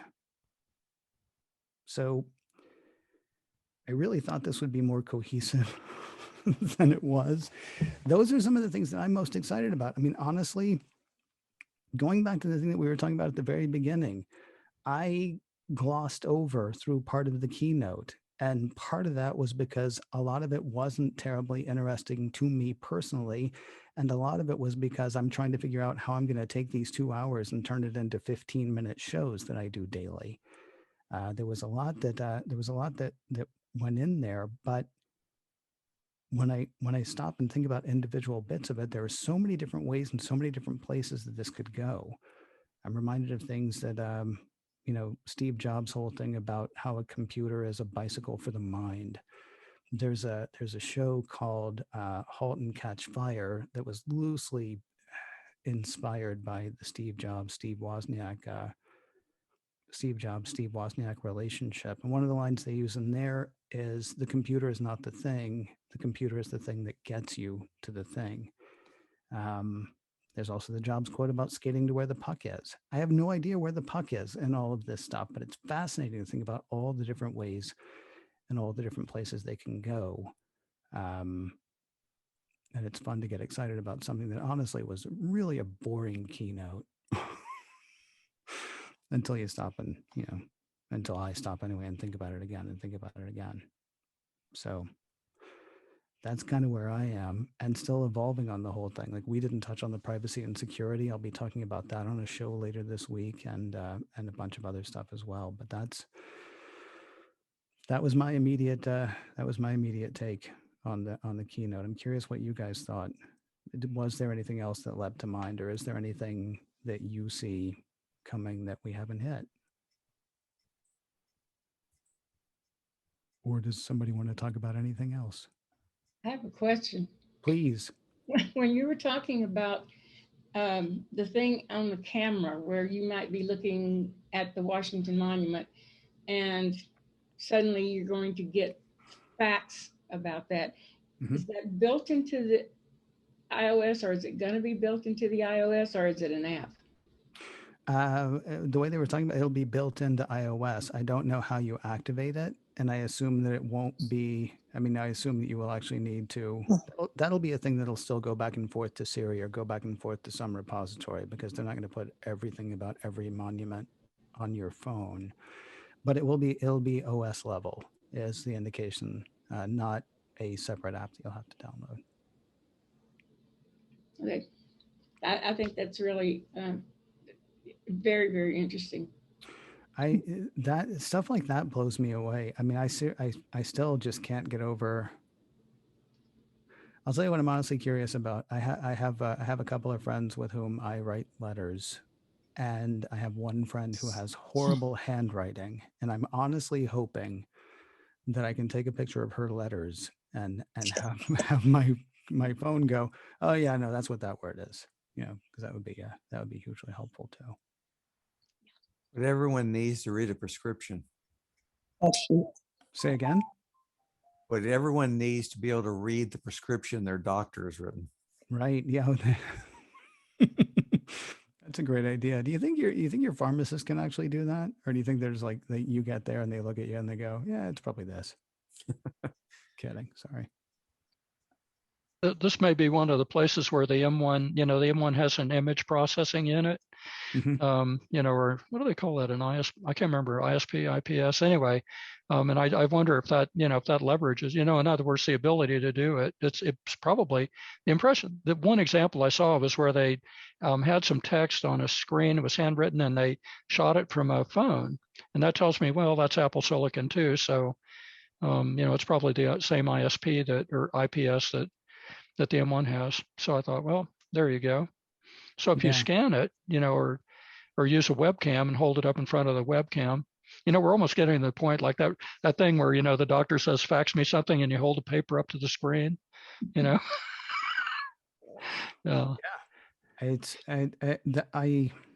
What's weird is, and I think this is kind of what I was talking about earlier about, different developers may hear different things, and that's the part that they get excited about. The live text thing was the thing that I got most excited about, just because that feels like magic. That just, it's ridiculous to say that. And I know that's the Arthur C. Clarke quote about any sufficiently advanced technology would be indecipherable from magic or whatever, but that just feels like magic, that you could point your phone at a paper and it's got that information. Then is crazy. Oh, and it's not just OCR. It's like handwritten OCR, in other words, handwritten OCR. Yeah. Holy moly. There's a lot of code in there. And then the whole thing too of so your friend could write you a note in Farsi, because it's going to do, well, actually Farsi might not, I apologize, because they talked about which languages are going to be first, but your friend could handwrite you a note in German.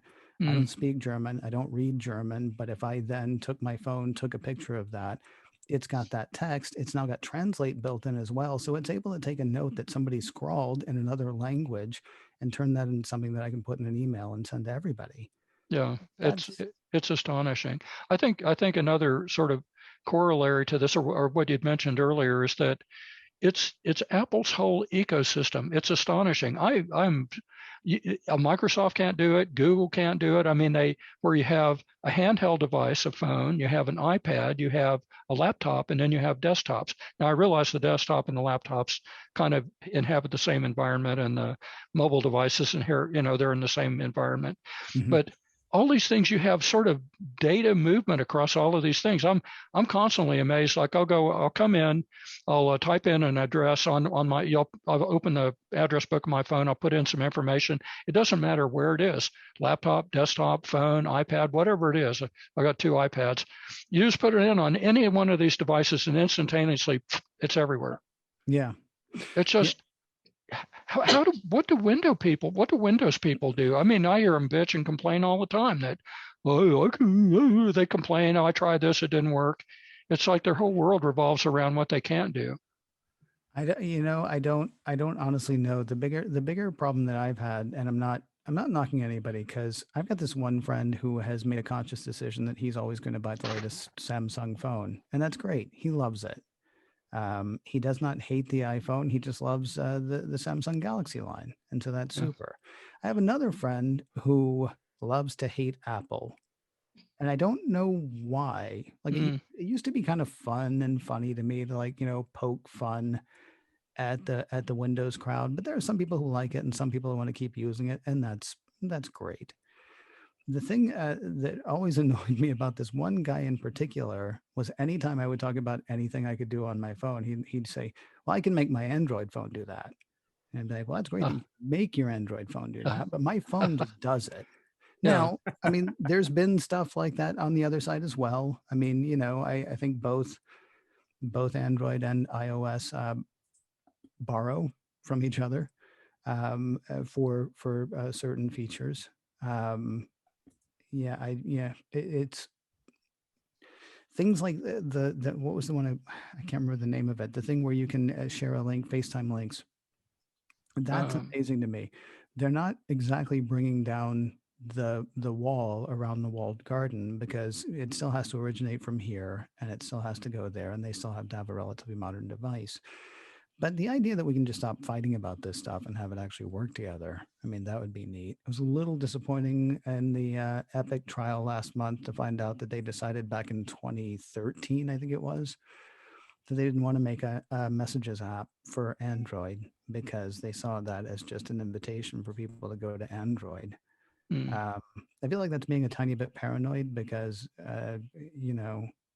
talking again to August in the past day or so, the thing that he said was you can talk about the walled garden, you can talk about Apple trying to lock you in.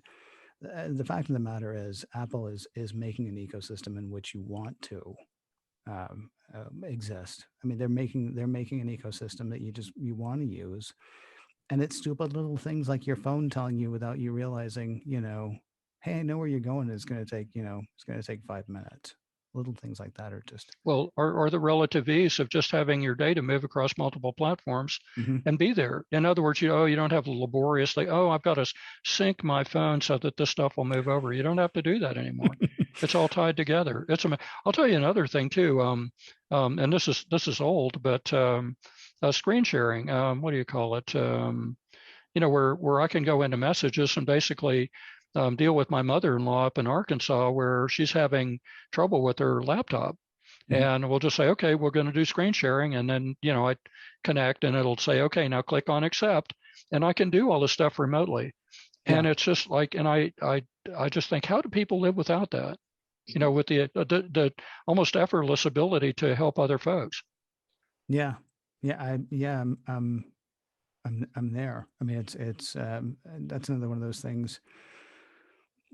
It's also just the ease with which, I'm sorry. Yeah. I'm getting stuck on like 5 different things now. My mom, now her primary computer is an iPad because she kept buying computers, which the last time she bought a computer, she was like, I just don't use it for that much. I just use it for email and maybe, to surf the web a little bit. So she got a horrible little netbook. It was like, for people who can't see what I'm doing, it's about 8 inches across, had the tiniest little keyboard, horrible screen. It couldn't do anything. Even for email, she was really frustrated with it. And finally, I was like, just do everything that you do with your computer on my iPad for one day. And now she's on her second or third iPad, I think. And it does not miss the form factor the way I think she feared she would. Because I think a lot of people think, well, I got to have a computer because you got to have a computer. Well, no, you got to have the tool you need to do what you want to do.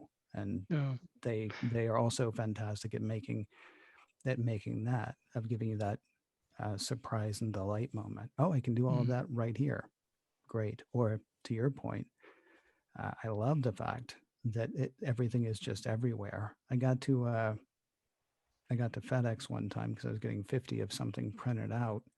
And I saw a typo and I fixed it just right there on my phone and was able to do everything right there because of that. Just sort of like, these are just tools to access your digital life in a way, which of course is more and more just your life. So fascinating stuff. It's pretty wild. I think one thing that gets me is I had an original iPad and then I got another one that came along later, but now I'm running on an iPod Air 2, I think it is. And it's just effortless. I mean, things are just, you go to a website, things just load virtually instantaneously. It's amazing, really. And they're keeping that one actually gets to move along to iOS 15 as well. I've got the original. Right now I've got whatever the 7th generation iPad, I believe it is, only because my use cases for iPad are not such that I feel like I need one. So I was fine spending basically as little as I could to get a decent thing to do what I wanted it to. It lets me edit Pages docs, lets me use it as a script for things like this. It lets me watch Netflix, which honestly is mostly what I do with my iPad. But it's going back to the 2nd generation iPad Air. So iOS 15 will keep along. That's another thing that's absolutely amazing. It sounds like the Mac is going to be the one that's going to have the hardest time getting over the next hurdle.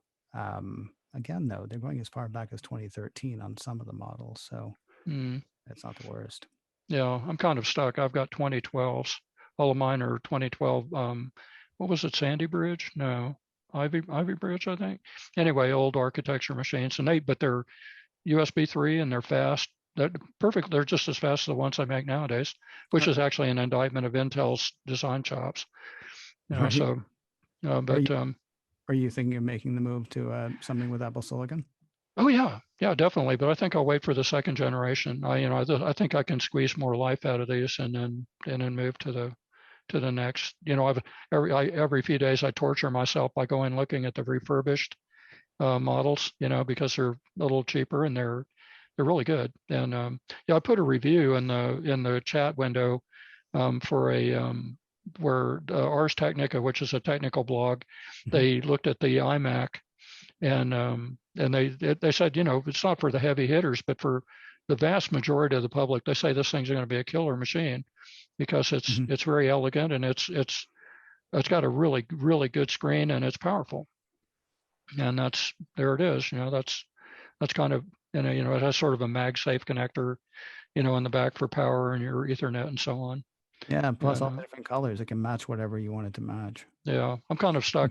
I'm kind of stuck on minis because I like to use I like to keep the screen independent of the computer itself. So that's really funny. I do. I've only used a laptop for, I can't remember. I think 2007. I had an iMac, and every now and then I see an iMac. I'm like, oh, it's pretty, and look how big the screen is. Or other times I go and get a big display and then put the Mac Mini over there. But being able to go downstairs with this when I'm done, and or go to the coffee shop once we're all going back out to the coffee shop, just being able to work wherever tends to be the reason I keep staying with the laptops.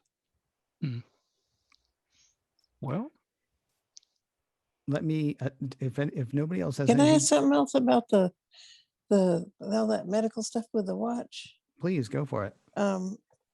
When I know this has been something that I'm hoping that this means like a change. When I got my Apple Watch series, I think I have a 4. I decided that I wanted to use the ECG, but also the heart arrhythmia thing. And at the time, it made me lie to them and tell them I did not have atrial fibrillation. Well, if they want people to use this new stuff with their doctors, they're going to have to not do things like that. I'm hoping that this means that they're not going to tell you things like that anymore, that if you have this diagnosis already, you can't use this, so then you have to lie. Well, that's not going to tie in very well with getting you to, your doctor to monitor it with, through this app. So I wonder if that means that they've changed. I know that the ECG app is nothing but a toy. I already know that. But the heart arrhythmia thing, no, it's not a medical device. I wore a real heart monitor and my heart stopped for 4 hours. I mean, not 4 hours, I'd be dead, 4 seconds, and the watch didn't see it. So I know it's not a medical device, but it's still really, really useful. Like it can tell me, how my heart is behaving. Did it behave when I was exercising? You know what I'm saying? So it's totally useful. And I kind of feel like if they lock you out, they're kind of not only selling me short, but they're selling themselves short too. I wonder though, and I mean, this is just me just sort of trying to parse through that. I mean, if you already know that you have a particular issue, right. I wonder if Apple is thinking, okay, well, you already know about this, because there was a study that I read about recently that said that people who have things like a Fitbit or an Apple Watch are more likely to seek medical attention if notified by their watch, but they're not overwhelming doctors with false positives or things like that. So, I mean, I wonder if part of it honestly could be Apple just trying to cover its backside and saying, look. Yeah, I know, but I kind of feel like that's going to get in their own way. Well, it might, except, I mean, and I don't mean to be cavalier about it, because if I were in your situation, I would probably want the same thing that you're talking about. At the same time, I mean, I'm the guy who will just go blithely through my day, not even wondering about or worrying about those sorts of things until, if this thing ever pops off at me and says, hey, you might want to talk to somebody, that might be the first time I actually pay attention to it, as opposed to somebody in a situation like yours. I mean, you're already in the care of a physician. Apple might want to be like, right, okay, we did what we could, and now we're going to pass you on to somebody who can maybe. Well, no, I use it to monitor though. Like, like, okay, what time did this stuff start? Yeah, Mm, okay, it looks like it started at 3 o'clock in the morning. That's useful for me to know, sure. Yeah. Yeah. And I guess that's why I'm feeling like I don't really understand why. I think that they need to tell the legal department to go take a hike. Well, it's also possible though that what you're dealing with is, I mean, was that so? Fourth generation, I believe, was the first one that could actually do the ECG. Yes, I yeah, mean, what's coming out this fall will be the seventh generation, I would right, imagine. and it's way better. Yeah, it doesn't necessarily mean that they're going to change that caveat, but I mean, as the I hope they technology do. I really do, progresses, because it's a great feature. Well, yeah, the ECG, no, I don't use, the ECG is not very helpful, but the one that is helpful a lot, very, very helpful, is that thing that monitors the rhythm. hmm That's extremely helpful. And it's especially helpful if you already carry the diagnosis, because it tells you things that you might not know, so that it's not like it sends you, oh, screaming to your doctor. It's more like, maybe I better not, have that big meal. Maybe I better not have that margarita, yeah, because there's been issues already and I don't, you know what I'm saying? It actually helps manage yes. the condition. I think about every time they talk about the blood glucose as well. Right. My aunt definitely would have benefited from having something that simple, and just like right there, because having to test was the kind of thing that she wasn't that into. I hope they get Do that any blood of glucose the soon. app- soon. Do any of the Apple Watches measure blood pressure? I'm having trouble with low Not blood yet. pressure, and I've tried some of the Fitbit bands that said they did blood pressure, but I'm less than They pleased. don't yet. They don't yet, do they? I don't believe so. I think they keep talking about it, and they do that blood oxygen thing. That doesn't happen on the one I have yet, but hmm I think they've been working on that, haven't they? And then in the Apple Watch app, you can log your blood pressure and keep track of it in the health app on the phone, I guess, hmm but it doesn't measure it at this point. Mine does I've- something. It keeps telling me that my blood pressure is real low for the last 10 minutes. And it tells me that 2 or 3 times a day. Sometimes in the Does the middle watch of the night. does Yeah, sometimes in the middle of the night, your sometimes blood pressure? yeah. Well, I think Ooh. it's my, or maybe it's my heart rate. Heart Oh, rate. your heart rate might be dropping. That'd be your heart rate. Yeah, Yeah. that's your heart In rate. order It will to, in order to tell you do, that. in order to do blood pressure, you have to be able to stop the blood flow in the arteries. Right.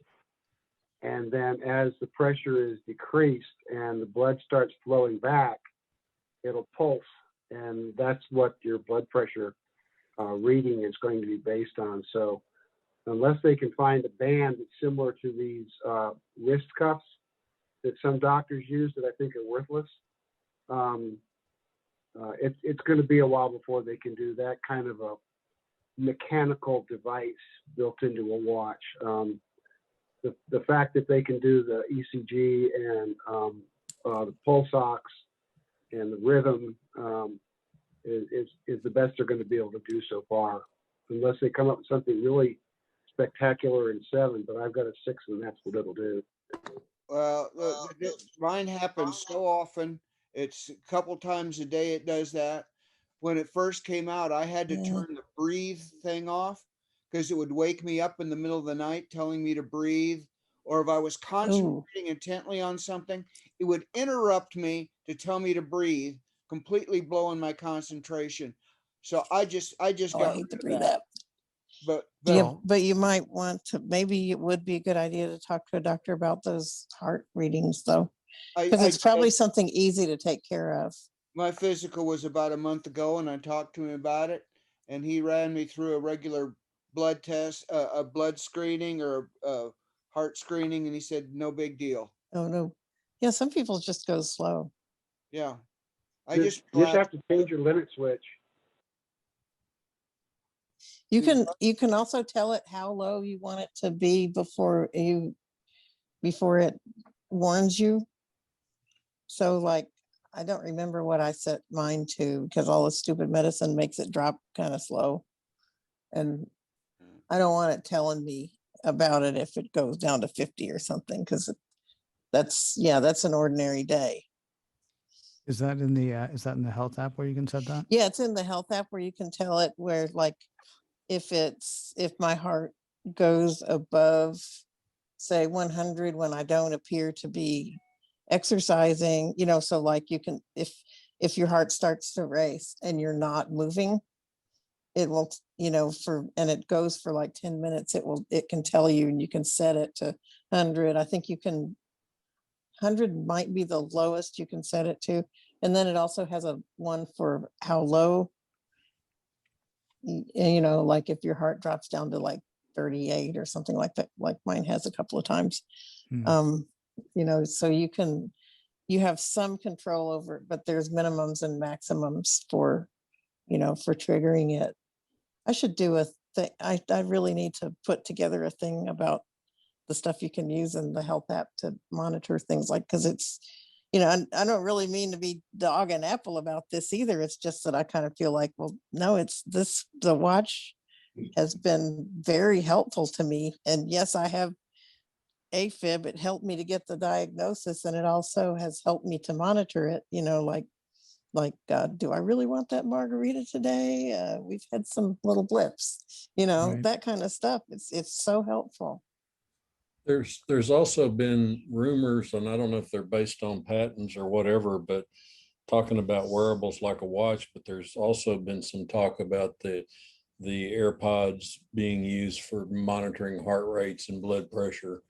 I think I've heard As far as I that. know, that's just rumor stuff, but I've they heard that too. seem to have some sensors in some of the other, like the AirPods, that may wind up come into play at some point. Yeah, I've heard talk of that. I haven't heard anything. I mean, there's just rumors about that occasionally. That was actually one of the features that I was really excited to hear about as well. It's not exactly it would not replace, I don't think, like an actual hearing aid. But one of the things that they talked about for, I want to say it was the AirPods Pro associated with iOS 15, was the voice boost.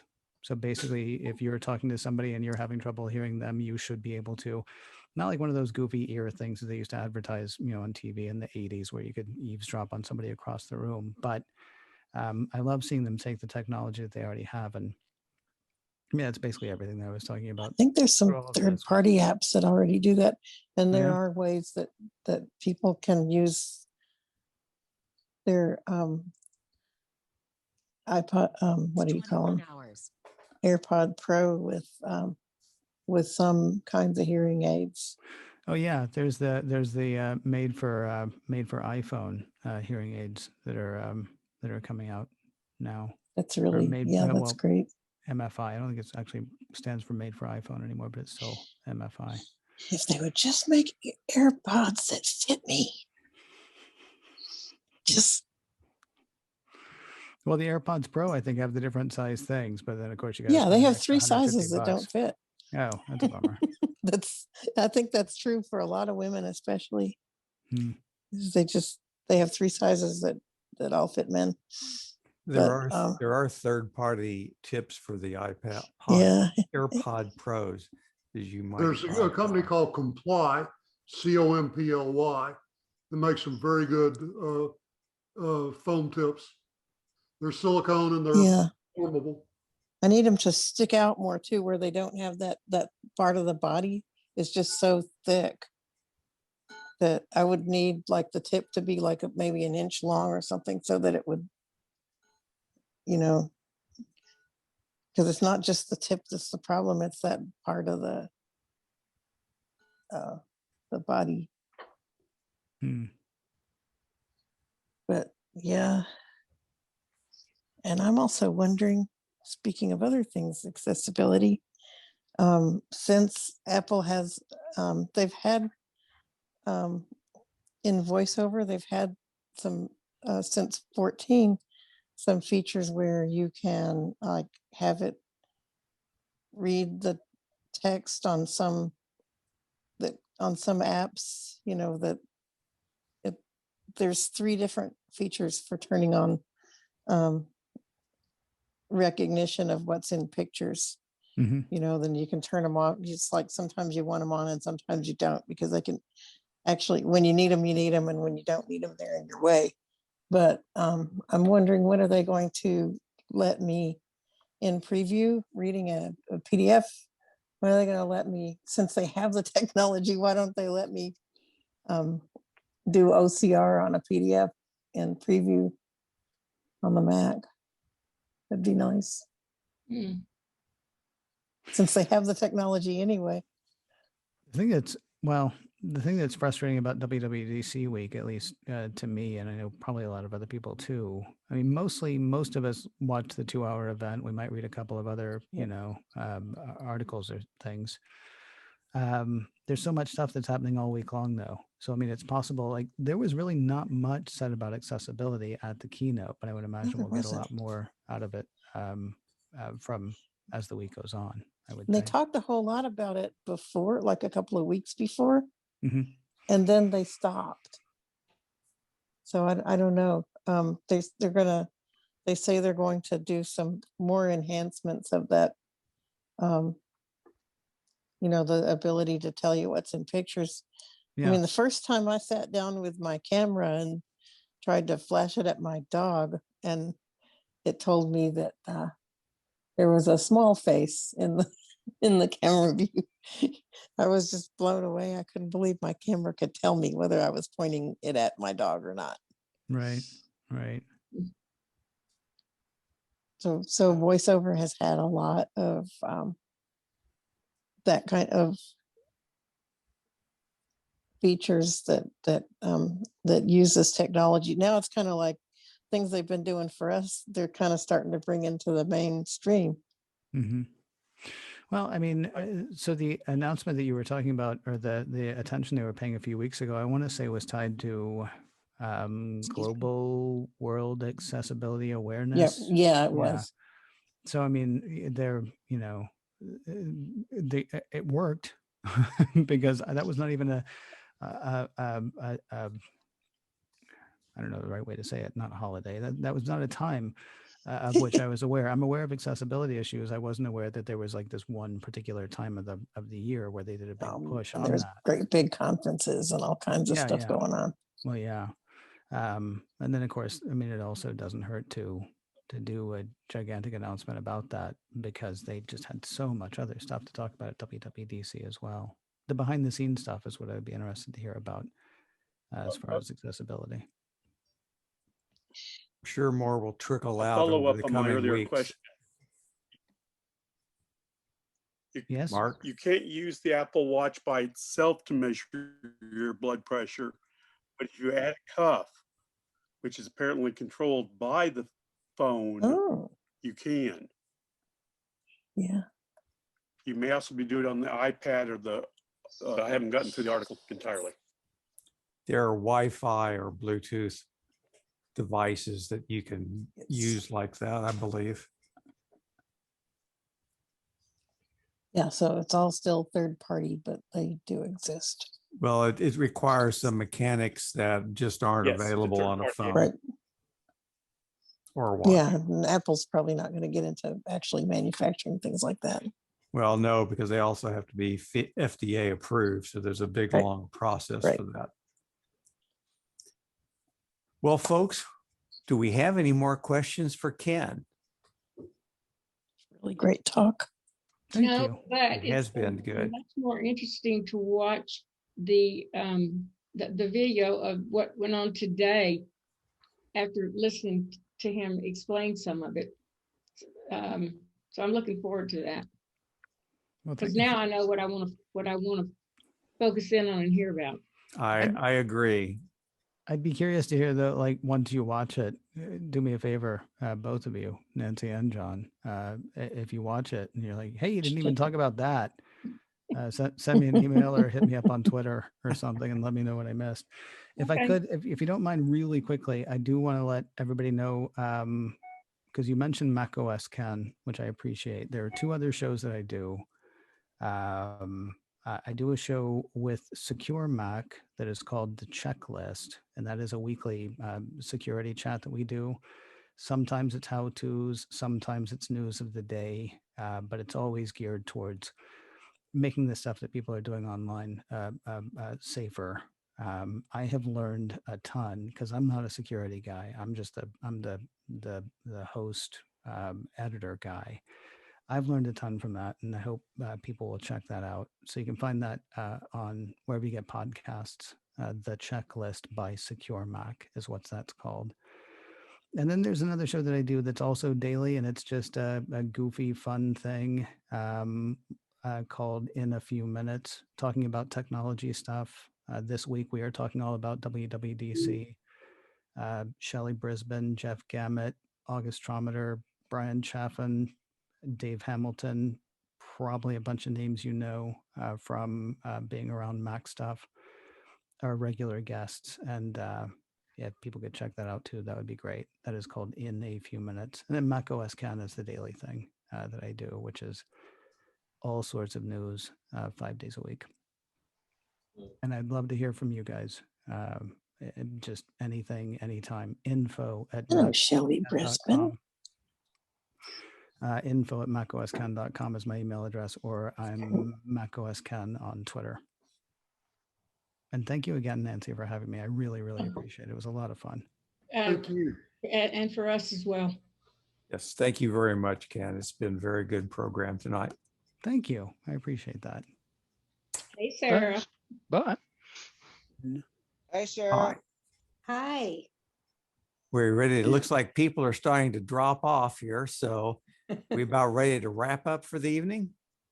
Mary Ward, I also installed a mesh network, and it's made a tremendous improvement in our Wi-Fi here. Yeah, it really, it makes a big difference, and I appreciate you guys goading me into it. In fact, I'm thinking that maybe might install a third one, even though we have to buy it. Google actually gave us the two that we have now, and they installed it. I'm still nervous about installing a third one, but it won't. It can be done. It really made a lot of difference. Installing the satellite was the easiest part. Yeah, it's just with me. What scares me the most is scanning the stupid barcode, since I don't know where to aim the phone. Tom, I'm gonna. are your mesh nodes connected by Ethernet, or are they connected by Wi-Fi? The Wi-Fi, they're the back channel Wi-Fi. They're the Netgear Orbi, and they're great. You don't have any. Thanks, Is Ken. one of them Have a good evening. connected by what? Thanks, Oh, Nancy. Thanks, Take care. Ken. Thanks a lot. thank you.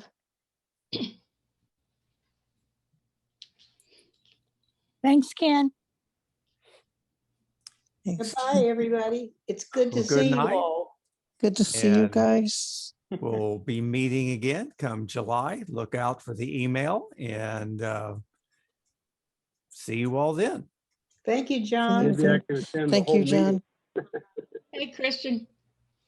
Oh, Thank you, Christian. guys. Have a good month. Hi, everybody.